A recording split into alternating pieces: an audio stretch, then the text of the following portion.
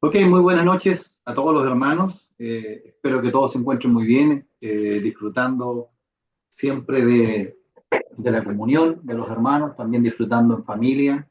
Y si tiene todavía el privilegio de tener una familia cristiana, que pueda también estar disfrutando en casa con su familia cristiana también.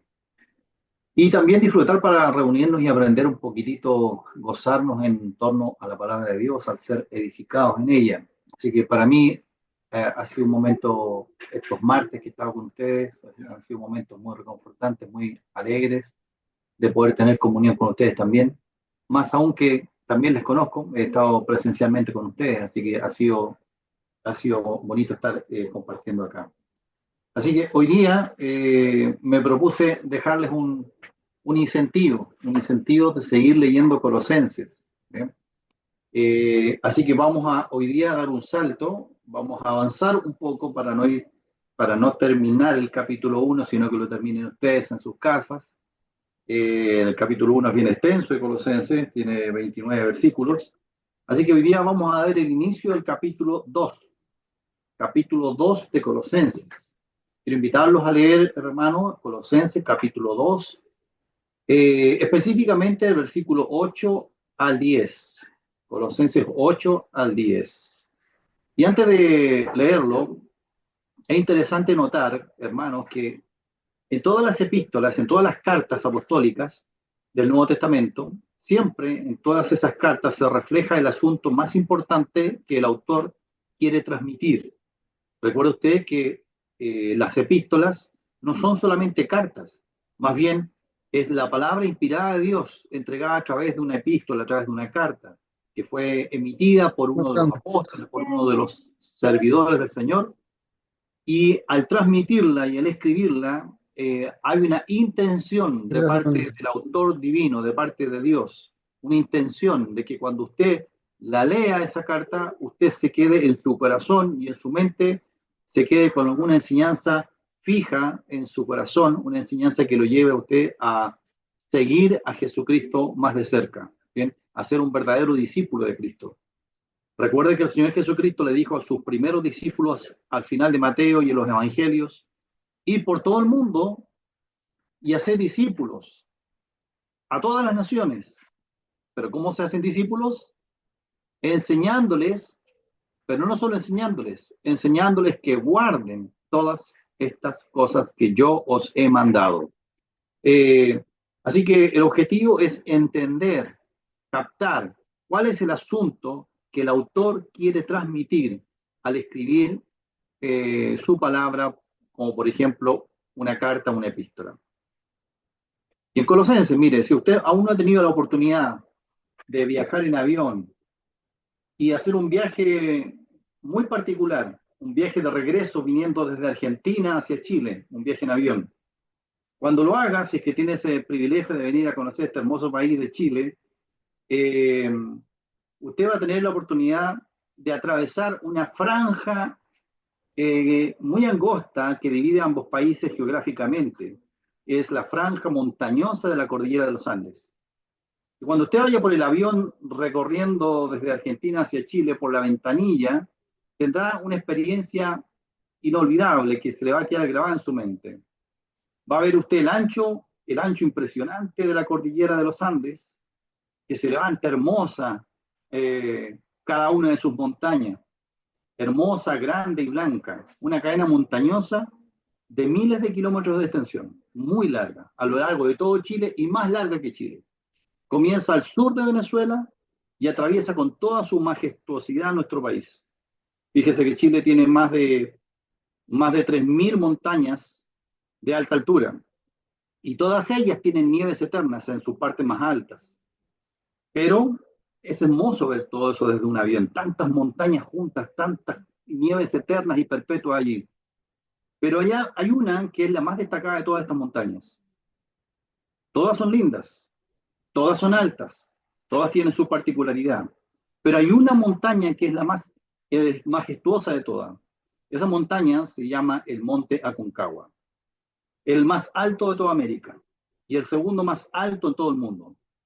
La primera vez que hice este viaje en avión, primera vez que atravesaba la cordillera de los Andes en avión, eh, yo quería, entre otras cosas, yo quería pasar por la cordillera, mirar por la ventanilla y ver si lograba distinguir el monte Aconcagua en su grandeza. Quería distinguir cuánto más alto era. Y bueno, y estando en eso, mirando por la ventanilla chiquita del avión ahí, a ver si yo podía distinguir cuál de todos esos montes, cada uno grande, era el más alto de entre los altos. Y estando en eso, pude ver cómo repentinamente en esta cordillera de los Andes se levanta un macizo que cubría prácticamente toda la imagen de la ventana. No solo era el más alto, sino que era violentamente el más alto. No había que distinguirlo ni ponerse a medir cuál será el más alto. No, era evidentemente el más grande, el más imponente, que se imponía al resto. Era imposible dejar de mirar sin que me quedara grabada en la mente la imagen así extraordinaria de aquel monte Aconcagua. Todas las montañas eran bellas, cada una en particular, pero la Aconcagua era por lejos la que se destacaba, el gigante entre los grandes. ¿Y sabe qué? Me tocó un atardecer ese día en el vuelo, un atardecer. Entonces el sol que se pone por el lado del océano, las luces del sol tornan colores naranjos y rojos sobre los montes. Precioso, una imagen muy linda. Una hermosa imagen que nunca voy a olvidar, la cordillera de los Andes, que tiene un gigante habitando entre ellos. Y esta epístola de Colosenses está llena de hermosas montañas, de verdades, llena de hermosas montañas de verdades. Pero tiene una verdad que así como el monte Aconcagua, una verdad que se levante como un macizo inconfundible que entrega un tremendo tema a toda la carta. Y este monte Aconcagua de Colosenses se llama así: la grandeza de Cristo y su total suficiencia en la vida de cada hijo de Dios. La grandeza de Cristo y su total suficiencia en la vida de cada hijo de Dios. Y fíjese que lo muestra a lo largo de la carta, pero en particular en los capítulos 1 y 2. Por ejemplo, el capítulo 1, versículo 11, que lo estuvimos viendo, dice: Él es la imagen del Dios invisible, hablando de Cristo. Él es el primogénito de toda creación. En Él fueron creadas todas las cosas, las que hay en los cielos, las que hay en la tierra, etcétera, visibles e invisibles. Después en el capítulo 2 dice: porque en Él habita corporalmente toda la plenitud de la deidad, y vosotros estáis completos en Él. Bueno, esta verdad de que Cristo es lo más grande, se levanta como una montaña en medio de la carta, esta verdad impregna toda la carta con el aroma de Cristo. Y el interés de Pablo para los colosenses al escribir es el interés que Dios tiene para tu vida en esta tarde cuando tú estás escuchando. Que tú comprendas, hermano o hermana, que tú comprendas, que asimiles, que entiendas, que creas que Cristo es tu monte Aconcagua, es tu todo. Que si es tu consuelo es porque necesitas consuelo, ahí está tu Cristo, en Él tienes que ir a buscarlo. Que si es tu fidelidad al Señor, de Él sale tu fidelidad a Dios, de Cristo. Que si es tu crecimiento espiritual, en Él puedes encontrar tu crecimiento espiritual, porque se aferra a ese crecimiento únicamente por la fe y la obediencia a Él. Ahora, es lógico que nos preguntemos por qué tanto énfasis de Pablo en la suficiencia de Cristo para el creyente. Pablo está diciéndole a los colosenses: hermanos de Colosas, Cristo para usted es su todo, no necesitan nada más que Cristo. Pues bien, fíjese que los hermanos de Colosas estaban siendo empujados, presionados hacia vivir un cristianismo sin Cristo, vivir un cristianismo superficial, un cristianismo sin un apego íntimo y personal con Jesucristo. Los hermanos de Colosas habían comenzado bien, se habían convertido a Cristo y creían en Él, que en Él lo tenían todo. Así estaban los hermanos de Colosas. Pero ahora, en este tiempo, estaban siendo presionados así engañosamente, sigilosamente, de esta manera, que Cristo no era suficiente, que ahora debían agregarle a Cristo algunas cosas, guardar ciertas apariencias piadosas, que no tenían nada que ver con Cristo. Y Pablo les dice así, capítulo 2, versículo 1 al 4, dice, porque quiero que sepáis cuán gran lucha sostengo por vosotros. Y esto lo digo para que nadie os engañe con palabras persuasivas. Habían personas que procuraban engañar a los creyentes de Colosas. No sabemos cómo, si a través de enseñanzas formales, o tal vez a través de conversaciones de pasillo, o tal vez a alguna persona que iba a las casas y les empezaba a comentar acerca de una nueva supuesta doctrina complementaria a la vida cristiana. Así como los colosenses, siempre habrá presión para que no vivas un cristianismo, hermano, en donde Cristo sea el centro. Siempre va a haber esa presión. Para que tú transformes tu cristianismo en una filosofía sin valor. Porque el cristianismo sin Cristo es no más que otra filosofía. Un cristianismo de apariencias cristianas, en que me visto de cristiano, pero mi alma está muy lejos de Cristo. Un cristianismo agónico o sin alma, un cristianismo sin Cristo. Y este pasaje que vamos a leer hoy, Colosenses 2, 8 al 10, está inmerso o está metido en una sección más amplia, que así como estructura para los hermanos que son lectores de la Escritura, está inmerso en una sección más amplia que cubre del capítulo 2, versículo 8, hasta el capítulo 2, versículo 23, es decir, hasta el final. Esta es la gran sección, donde vamos a leer estos dos versículos. Y esta sección más amplia, del 8 al 23, es el corazón de la carta. Porque aquí se encuentra, ¿sabe qué? Se encuentra toda la corrección que Pablo realiza en la iglesia de Colosas en contra de todas las falsas enseñanzas que se estaban infiltrando en el corazón de la iglesia y el propósito por el cual las escribió. Y en toda esta sección, Pablo derribó, fíjese bien, 3 falsas enseñanzas. Hoy día vamos a ver una de ellas.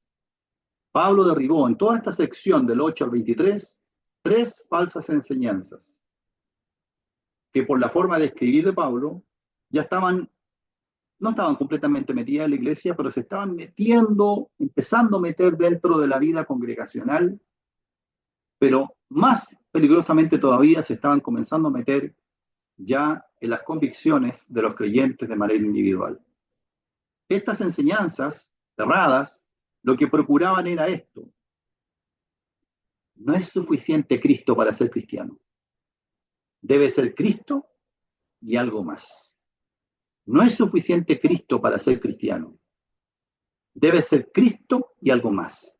De lo contrario, no eres realmente espiritual. No es suficiente Cristo, esa es la médula de lo que se estaba tratando de desviar a los hermanos de Colosas. Y la enseñanza, Pablo la delinea, la corrige en 3 secciones. Quiero que me acompañe a ver esas 3 secciones antes de continuar.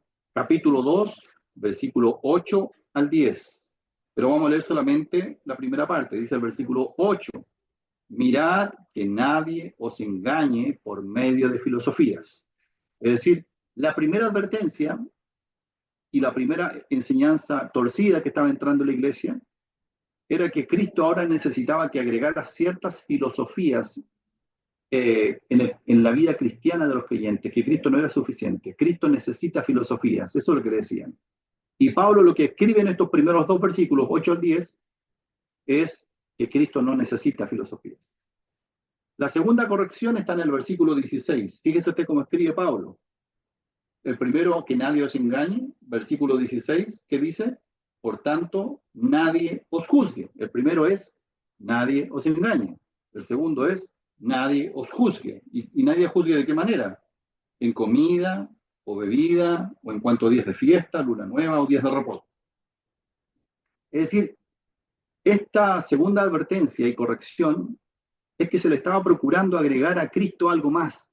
Pero en este segundo caso, se le estaba procurando agregar apariencias, que tú te comportaras visiblemente, exteriormente, como un cristiano devoto, que lo importante era Cristo, pero además las apariencias de ser cristiano. Entonces estaban poniendo un énfasis marcadísimo en las apariencias, que guardara ciertos días, que no comiera ciertas comidas, que guardara ciertos días y ciertas fiestas, etcétera, etcétera. Y Pablo corrige en el versículo 16 y 17 esa enseñanza. Y la tercera y última está en el versículo 18. Dice, por tanto, nadie os juzgue. Entonces el primero, verso 8, nadie os engañe. El segundo, verso 16, nadie os juzgue. Y el tercero, verso 18, nadie os prive. ¿Nadie os prive de qué? Nadie os prive de vuestro premio, afectando humildad y culto a los ángeles. Pues bien, esta era la tercera cosa que Pablo corrige en su carta en este capítulo. Y es que habían hermanos, habían creyentes que habían adoptado un poquitito de filosofía un poco griega y la estaban mezclando con la filosofía cristiana, con la doctrina cristiana, y estaban diciéndole esto más o menos a los creyentes. Hermanos, Jesucristo es un ser espiritual demasiado alto. Necesitamos intermediarios entre medio. Nosotros no podemos tener acceso tan directamente a Jesucristo. Necesitamos relacionarnos con Dios, con la divinidad. Ahí está la filosofía griega. Necesitamos relacionarnos con la divinidad, pero a través de los ángeles. ¿Ustedes hablan con ángeles? ¿Ustedes tienen ciertos cultos con ángeles? Entonces por ahí aparece una tercera desviación. Tú no necesitas solamente a Cristo, necesitas Cristo y un culto espiritual y experiencias especiales con la divinidad. Si no tienes experiencias y sensaciones, entonces no eres un cristiano espiritual. Pues bien, hoy día vamos al primero. Y quiero que tratemos de sacar esta enseñanza, hermanos, del final de la reunión. Dios quiere que tú sepas que las filosofías desvían tu fe. Vamos a ver qué filosofías. Pero quiere que sepas que las filosofías desvían tu fe. Y quiere exhortarte a vivir un cristianismo así, centrado en Cristo. Los colosenses eran presionados y procuraban engañarles a ellos con palabras, con enseñanzas falsas, con filosofías diversas. La pregunta es, ¿cuál es el mecanismo, si a ellos les procuraban engañar de esta manera, cuál es el mecanismo usado hoy, en este año 2025, para engañarte a ti y desviarte de tu sincera fidelidad a Cristo? ¿Cuál es el mecanismo que la sociedad ocupa o procura ocupar contigo? ¿Cuál es la forma para empujarte a acomodar tu cristianismo a otra cosa que no sea Cristo? Déjame decirte que el mecanismo en este siglo es el mismo, pero perfeccionado. Estamos llenos a diario de palabras, llenos a diario de enseñanzas diversas, llenos de filosofías de vida, llenos de diversos estilos de vida. Ahora sí, leamos estos tres versículos. Colosenses 2, 8 al 10. Dice así. Colosenses capítulo 2, versículo 8. Mirad que nadie os engañe por medio de filosofías y huecas sutilezas, según las tradiciones de los hombres, conforme a los rudimentos del mundo y no según Cristo. Porque en él, en Cristo, habita corporalmente toda la plenitud de la deidad, y vosotros estáis completos en él, que es la cabeza de todo principado y potestad. Muy bien.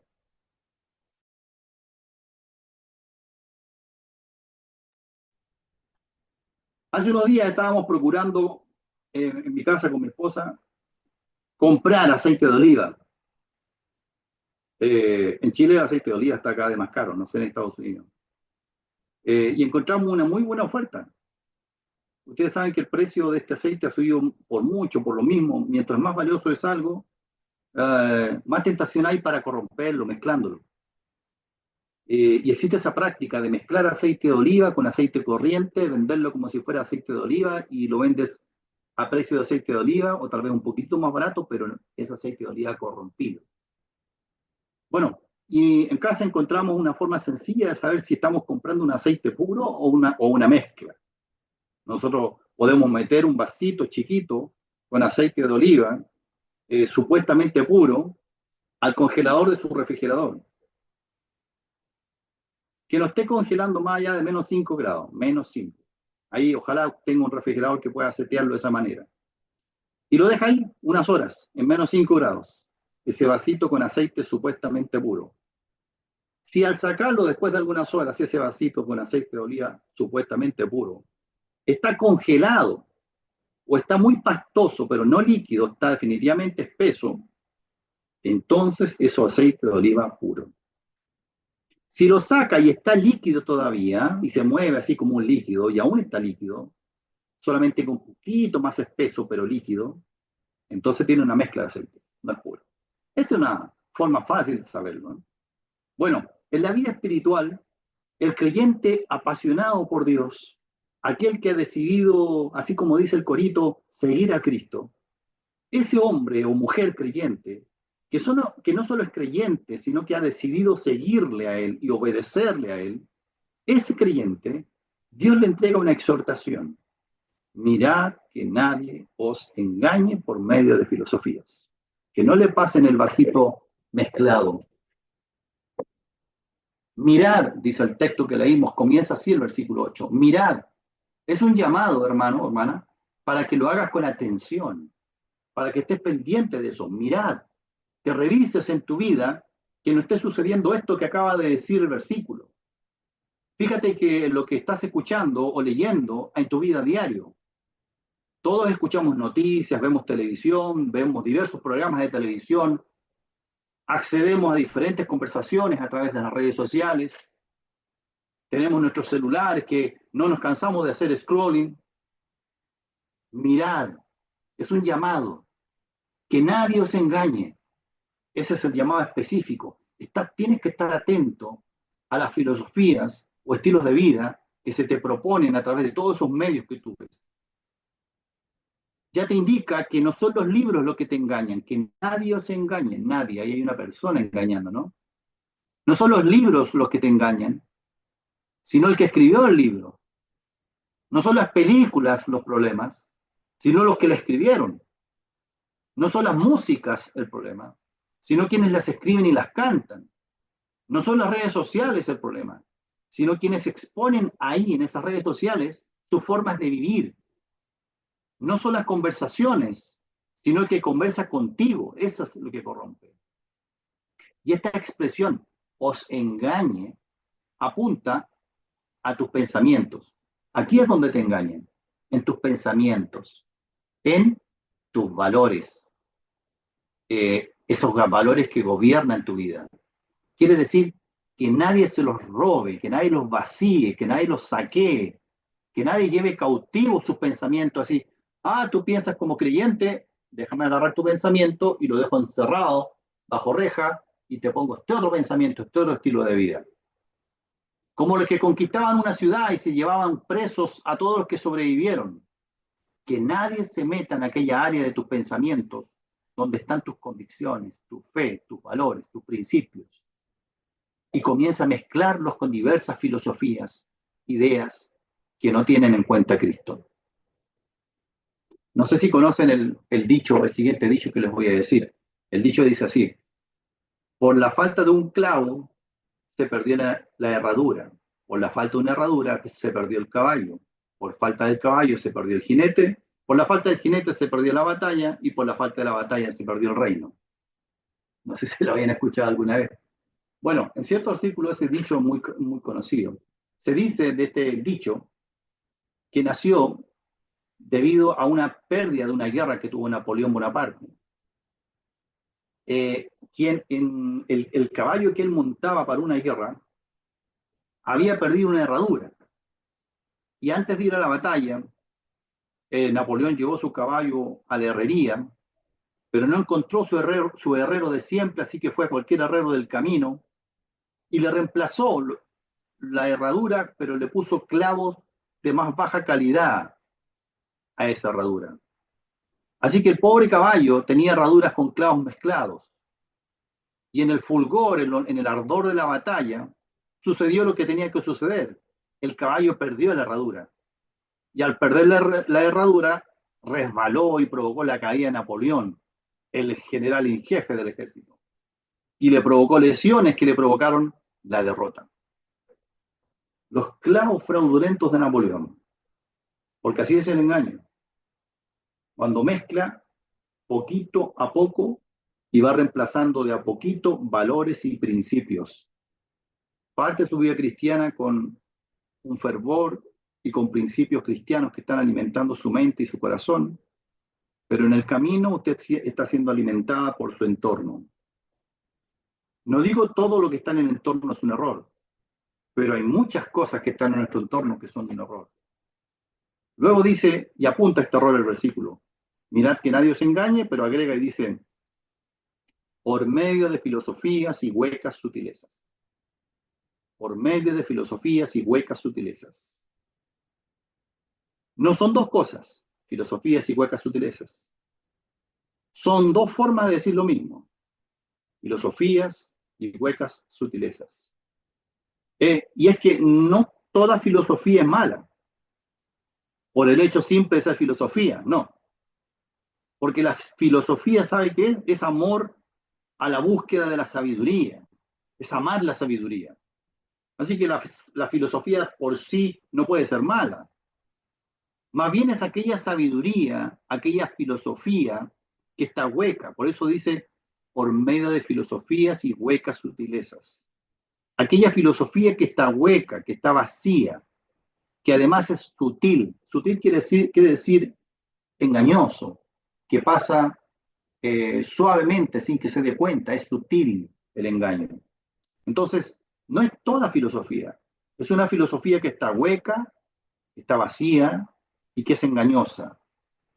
Entonces la pregunta es, ¿filosofía entonces hueca, vacía de qué? Bueno, el contexto lo dice. Dice así, y no según Cristo. Es aquella sabiduría que no proviene de Cristo, la filosofía hueca. Es aquella sabiduría, filosofía que no proviene de Cristo, que no proviene de la palabra, que no edifica tu piedad. Pero además es sutil, es engañosa. Es decir, al ser engañosa, quiere decir que tiene el propósito de desviarte de la fe, de sacarte del camino, pero hacerlo sutilmente, suavemente, no violentamente. Porque desviarse de la fe rara vez es violentamente, normalmente es suavemente.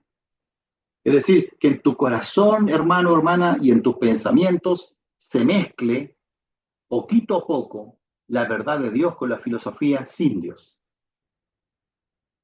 Y de esta sabiduría estamos rodeados a diario, fíjense, a diario.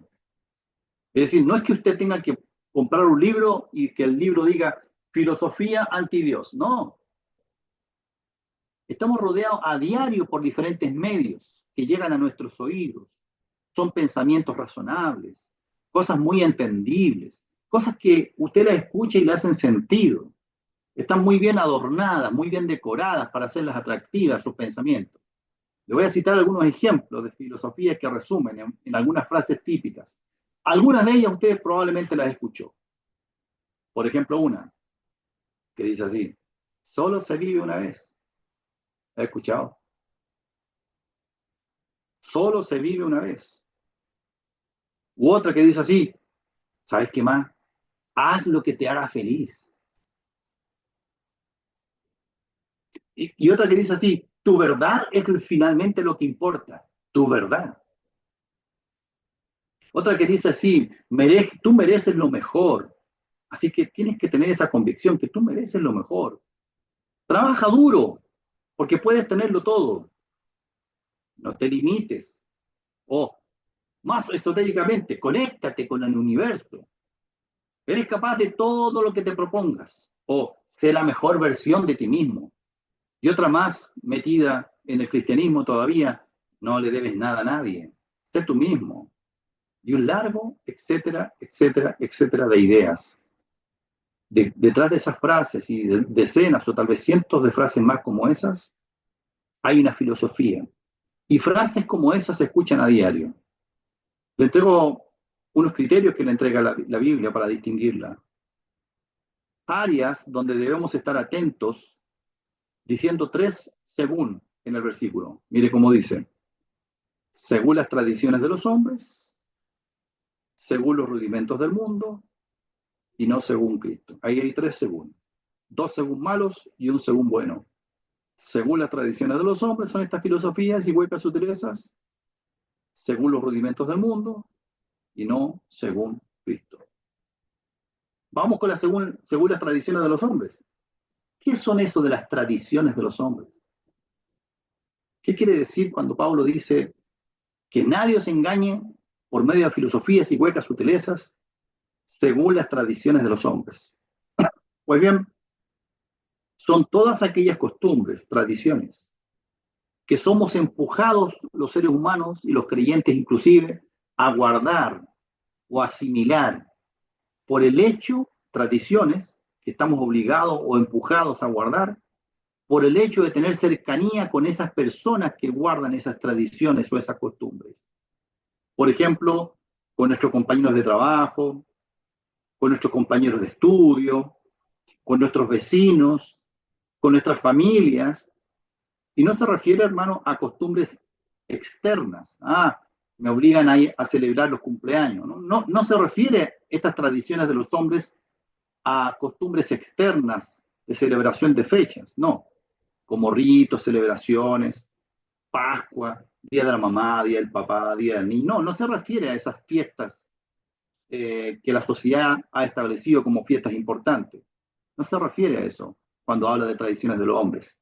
Se refiere a costumbres que involucran cambiar tus valores y principios, que implican cambiar lo que he aprendido de Cristo. Cosas como las siguientes filosofías que están muy enraizadas en nuestras tradiciones. Por ejemplo, miren, les cito algunos ejemplos. Tradiciones que yo las aprendo por el hecho de tener un entorno social muy cercano. Yo celebro, en mi familia, yo celebro la independencia emocional. No necesito de nada ni de nadie. Otra más, cuando yo valoro más el éxito que la integridad. Más el éxito que la integridad. Eso se valora mucho hoy en día, el éxito. Dar más importancia a la apariencia que al carácter, que lo que tú pareces, que lo que tú figuras, en vez de dar importancia al carácter de ese ser humano. Otra, postergar a otros por mis metas personales. Tú tienes tus metas y tienes que enfocarte hasta que las cumplas. Y si en el camino tienes que votar a algunos, los votas. Otra, celebrar el amor, porque es amor, sin importar el compromiso que hay o no hay detrás. Si lo amas, lo es todo. Pero nadie pregunta por el compromiso. Otra, normalizar el éxito en las cosas materiales. Cuando vemos a los hermanos o un hermano que llega en un auto nuevo o que tiene otra casa y decimos, wow, que le está yendo bien a nuestro hermano, el Señor le está bendiciendo. Y puede que sea así, puede ser que el Señor le esté bendiciendo, pero lo que realmente debemos normalizar dentro del éxito es cuando el Señor fortalece el alma y el espíritu. Otra, considerar que cada uno tiene su verdad, con frases como, si te sirve, bien por ti. O creer en ti más que creer en Dios. O cosas que se van metiendo un poquitito incluso dentro de la iglesia. Fíjese, Dios está en todos lados. Y por tanto, yo puedo tener mi espiritualidad en cualquier lado. Yo hablo con Dios siempre. Y de un plumazo desprestigiamos todo lo que tenga que ver con la vida congregacional. Otro, lo importante es que hagas lo que sientes. O sigue tu corazón. O esta falsa idea, hermano, de que en el sufrimiento no hay propósito. Me siento bien, entonces estoy bien. Y no siempre es así. Puede que te sientas súper bien, pero estás muy mal. Dar más peso a la experiencia que a la palabra de Dios. Que en mi experiencia yo nunca he visto esto. Y la palabra de Dios me queda. ¿Y qué digo de las tradiciones más filosóficas que se meten dentro de nuestras iglesias? Fíjese esta tradición filosófica que se meten en las iglesias también. Mientras mayor asistencia, mayor vida congregacional.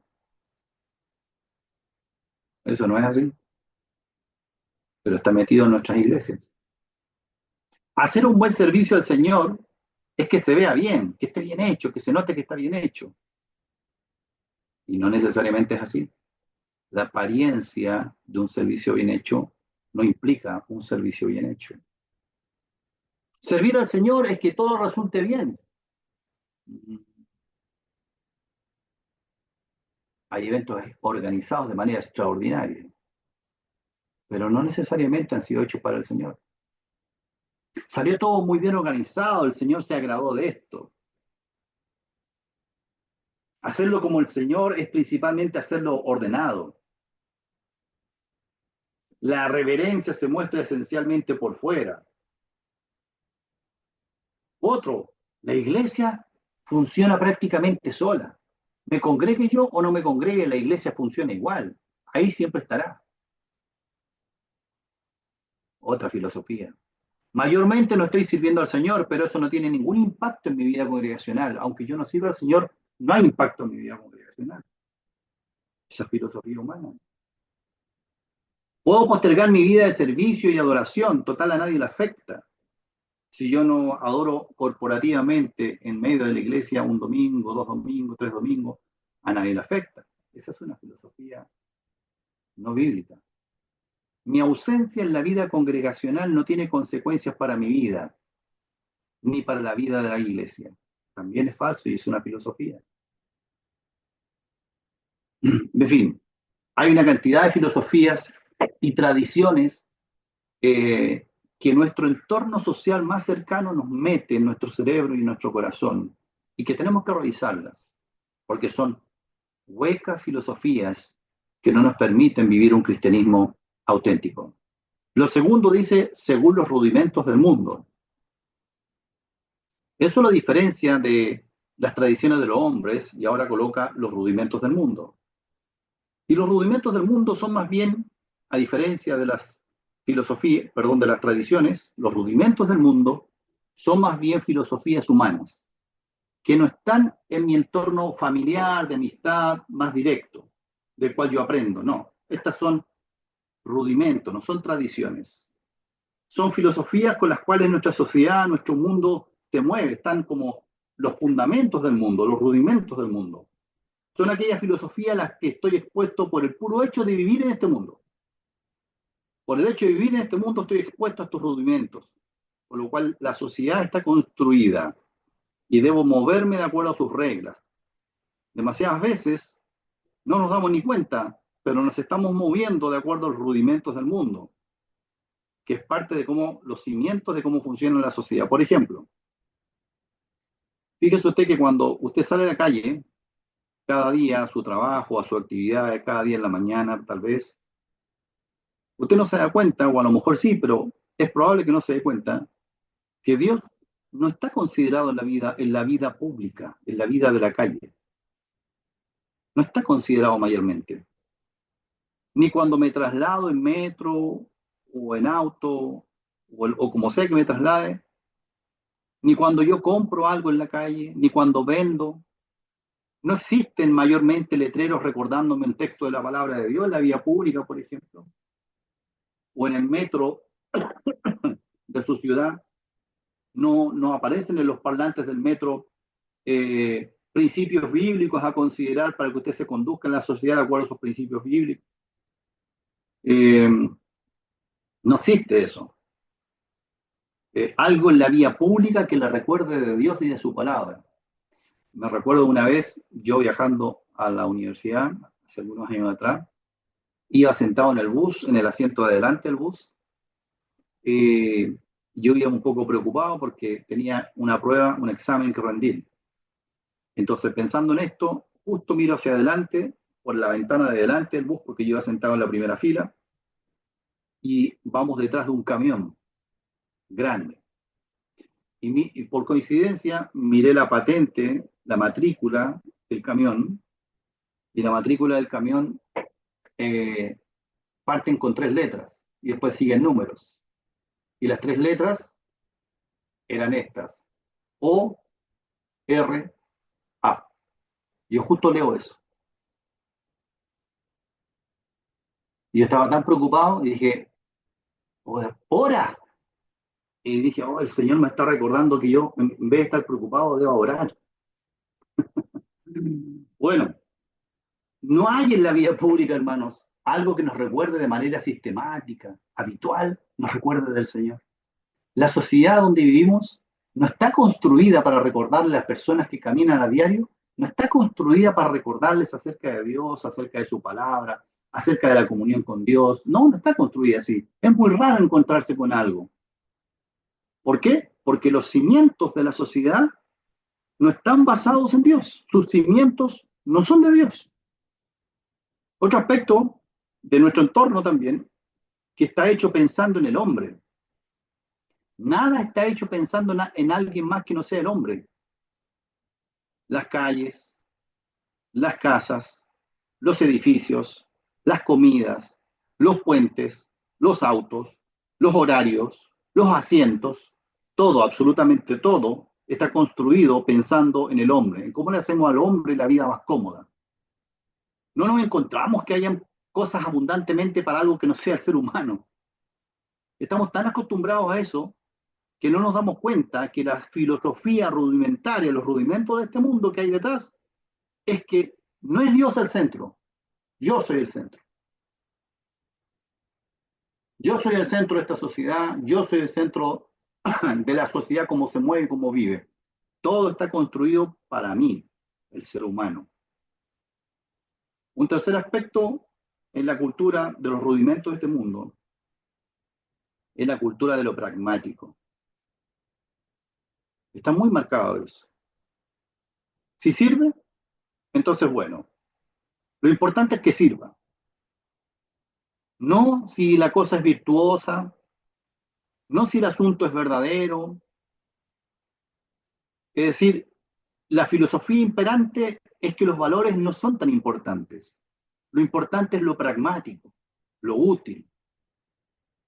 Seguimos con filosofía rudimentaria que nos rodea a diario. Por ejemplo, la tecnología o la ciencia. La tecnología, fíjese hermano, que es tan buena que podemos confiar en que siempre habrá una solución gracias a la tecnología.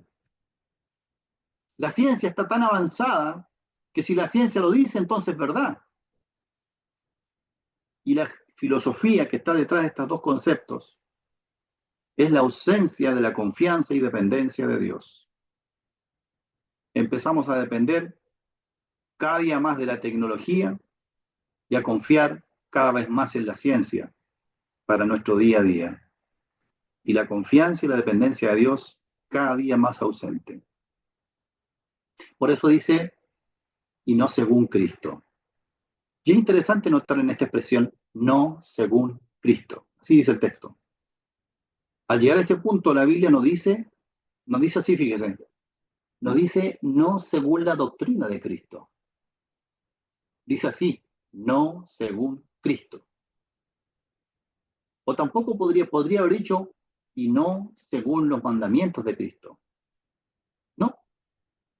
No, no habla de filosofías contra doctrina de Cristo, o filosofías contra mandamientos de Cristo. No, dice, cuídense de la filosofía, los rudimentos del mundo, que están construidos de esta manera y no según Cristo, una persona, la persona de Dios. No un sistema doctrinal, no un conjunto de doctrinas, no un conjunto de mandamientos, sino según una persona, Jesucristo. En otras palabras, a pesar que el cristianismo tiene una base doctrinal grande y nuestra forma de vida está guiada por enseñanzas cristianas, pero no, lo contrasta con Cristo. No es que los creyentes tenemos otra filosofía de vida simplemente, no. No es que nosotros tenemos otro manual de instrucciones diferente a la filosofía del mundo, no. Tenemos nuestro manual que es las Escrituras, pero por lejos no es solo eso. Existe el dicho así, las personas pasan y las ideas quedan. Claro, ese dicho es válido para los seres humanos que nos morimos, porque nosotros morimos. Pero en el caso de Cristo no se cumple de que las personas pasan y las ideas quedan, porque no quedaron sus ideas únicamente, Él también quedó porque Cristo vive. Por eso decimos que el cristianismo no es un conjunto de reglas por seguir, y otro conjunto de reglas a las cuales renunciar. No, el cristianismo no consiste en memorizar la Biblia para ser más cristianos. No, el cristianismo es Cristo, es una persona divina, es Dios, pero específicamente la persona de Cristo, Cristo viviendo en el creyente, aquel mediante el cual el Dios eterno se revela y se da a conocer. Jesucristo dijo, ninguno conoce al Padre, sino aquel a quien el Hijo lo quiere revelar. Y a Dios le ha placido darse a conocer, y lo hace no de cualquier forma, lo hace a través de Cristo. Miren, aún la creación, todo lo que vemos, Dios lo hizo para dar a conocer algo de sí, todo lo que hizo. Con el apagón tuvimos un apagón grande en Chile, no es habitual tener apagones, es muy extraño, pero el año pasado tuvimos un apagón, o a principios de este año, no recuerdo muy bien, un apagón a nivel casi nacional. Nos quedamos todas las ciudades a oscuras. Fue de noche más encima, sin energía eléctrica, sin luces de alumbrado, sin luces en las casas, completamente oscuro. Y esa noche, además, ni siquiera había luna que iluminara la noche, estaban solo las estrellas. ¿Y sabe qué? Eh, Salimos al patio con mis hijos, con mi familia, y disfrutamos esa noche completamente oscura. Y miramos el cielo, la bóveda celeste, llena y plagada de estrellas como nunca la vemos. Porque claro, cuando todas las luces se apagan, las estrellas aparecen. Y qué hermosura de cielo que es el que vimos. Nos deleitamos mirando eso. Y la pregunta es, ¿para qué Dios hizo todo este universo tan maravilloso? Lo hizo para revelar cosas invisibles de Él. No lo hizo simplemente para que tú lo encuentres bello y hermoso. Según Romanos, dice que las cosas invisibles de Él, de Dios, ¿qué cosas invisibles? Su eterno poder y deidad se hacen claramente visibles por medio de las cosas hechas. ¿Quién hizo todas estas cosas? Y el mismo Colosenses que estamos leyendo lo dice, porque en Él fueron creadas todas las cosas. En Él, en Cristo. ¿Por qué en Cristo? ¿Por qué en Cristo fueron creadas todas las cosas?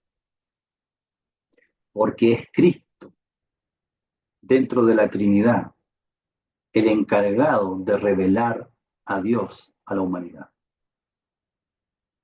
No hay revelación de Dios fuera de Cristo.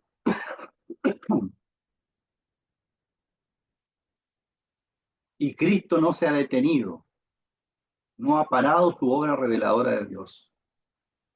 Pues la Escritura dice que a Dios nadie le vio jamás. El unigénito Hijo que está en el seno del Padre, Él le ha dado a conocer. Y Él también dijo así, el que me ha visto a mí, ha visto al Padre. El que me ve, ve al que me envió. Nadie conoce al Padre sino el Hijo y aquel a quien el Hijo lo quiera revelar. Así habló Jesucristo de sí mismo. Los creyentes estamos llamados a buscar, conocer a Dios en la faz de Jesucristo. Y nos ha dado de todo para que podamos hacerlo.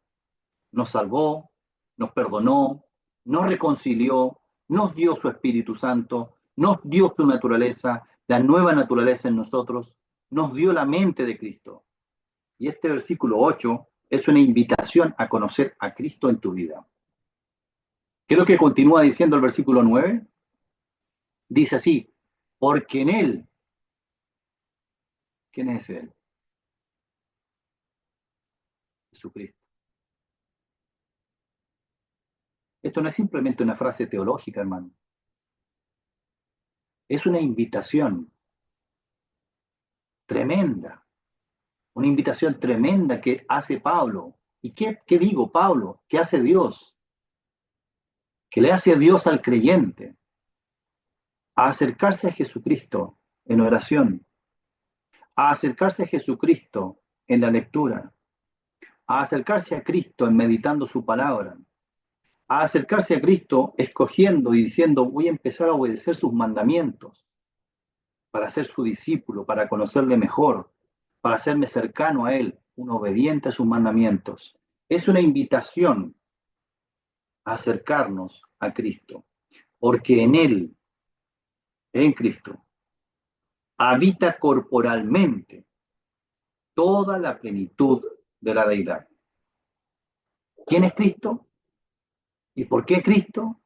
Porque Él es Dios, plenamente, completamente, y porque nosotros estamos en Él. Porque Cristo fue quien se encarnó, se hizo hombre, se despojó a sí mismo, sin dejar de ser nunca Dios, porque su gran propósito era reconciliar consigo, con Dios, al ser humano. Y ahora esos creyentes, esos hijos de Dios, darles la posibilidad, la tremenda oportunidad de que conozcan a Dios sobre la tierra, porque un día le conoceremos estando allá en la gloria. Pero la oportunidad que tienen los creyentes estando aquí en la tierra es de conocerle aquí, en debilidad, en fragilidad, pero con todas las herramientas espirituales que nos ha dado. Fíjese lo que dice lo que dijo el Señor Jesucristo, así, el que tiene mis mandamientos y los guarda, ese es el que me ama. Y el que me ama será amado por mi Padre. Y yo le amaré y me manifestaré a él. El que me ama, mi palabra guardará, y mi Padre le amará, y vendremos a él y haremos morada con él. Es decir, hermano, ¿habías pensado alguna vez cómo tú puedes amar con todo tu corazón a Jesucristo y a Dios? La forma de amar a Dios es guardando sus mandamientos. ¿Habéis pensado alguna vez diciendo, "Oh, yo soy creyente, pero quiero tener una relación más viva, más cercana, más apasionada con Dios"? El texto dice, el que me ama será amado por mi Padre. Es más, yo también le amaré y me manifestaré a él, me revelaré a él. No dice a ellos, dice a él, porque la relación personal con Dios es eso, es personal. Por eso el pasaje que estamos leyendo cierra diciendo así, hermano, y vosotros estáis completos en Él, en Cristo. No hay nada que les falte para poder buscar la espiritualidad plena en Dios. Solo necesitan de Cristo y nada más. Están completos en Él. Esta expresión, estar completos en Él, debe leerse junto con el versículo 9, ya que es un bloque, es un conjunto. La plenitud de la deidad habita en Cristo, corporalmente, y ustedes han sido completados en Cristo. Es decir, la deidad está completamente en Cristo, corporalmente, y ustedes están completos en ese Cristo. Quisiera poder comprender bien las implicancias de todo esto, las implicancias tremendas de estar en Cristo, de que estemos completos en Él. Pero lo que alcanzo a entender, hermano, lo que alcanzo a ver, se los comunico. Toda, completa y acabadamente la esencia y naturaleza de Dios. Todo lo que a Dios le hace ser Dios, todo eso habita o tiene su morada permanente en Cristo, corporalmente. No ha habido ningún cambio por el hecho de la encarnación. En Cristo, en la eternidad y en la temporalidad, habita permanentemente toda la plenitud de la deidad. Y por el hecho de que ustedes están en Cristo, han sido salvados, están en la fe de Cristo, hemos nacido nuevamente en Cristo. Ustedes, a quienes Cristo ha alcanzado, ustedes han sido completados en Cristo. No les falta absolutamente nada. Estamos en completa conexión, en completa comunión con aquel quien es el revelador de Dios por excelencia. ¿Quién es el revelador de Dios? El Hijo de Dios. No hay manera de conocer ni un poco más al Señor, a nuestro Dios, sino a través de Jesucristo. Y la forma de conocerle más es una mezcla de fe, obedecer. El Padre y el Hijo te aman de una manera especial y se revelan a tu vida, se dan a conocer. Durante siglos, la ciudad de Troya, famosa por la Ilíada de Homero, era considerada un mito. Ciudad de Troya, un mito. Una leyenda poética que aparece en un libro, no una ciudad real. Pero un hombre llamado Heinrich Schliemann, un comerciante alemán del siglo XIX, creyó que Troya no era una fábula, sino que había existido de verdad. Estaba convencido de eso. Mientras otros se reían de esa idea, este hombre dedicó años de su vida, dedicó su fortuna personal, toda su energía a leer textos antiguos, a aprender lenguas muertas y finalmente a excavar en lo profundo de la tierra, en suelo turco, donde otros jamás se atrevieron a buscar. Y en 1871, después de años de crítica, de sacrificio, de perseverancia, de gasto, de invertir su fortuna, descubrió las ruinas de la ciudad antigua de Troya. Fantástico. Y cuando le preguntaron, lo entrevistaron, le dijeron por qué se había entregado así a una meta tan ciega. Él dijo así, porque yo estaba convencido de que algo valioso estaba oculto y no me detendría hasta encontrarlo. ¿Recuerda usted la parábola del tesoro escondido, no? Lo vendía todo por comprar ese campo. Fíjese cómo el mismo libro de Colosenses termina o comienza el capítulo 3. Porque en Cristo están escondidos, no Troya, están escondidos todos los tesoros de la sabiduría y del conocimiento. Y vuestra vida, la vida tuya, hermano, está escondido con Cristo en Dios. Dios quiere que sepas que lo más valioso en tu vida es tu fe, es tu relación con Jesucristo. Y quiere exhortarte a que vivas un cristianismo genuino, centrado únicamente en Cristo. Que Dios bendiga su palabra, hermanos, y que el Señor los bendiga siempre. Muchas gracias.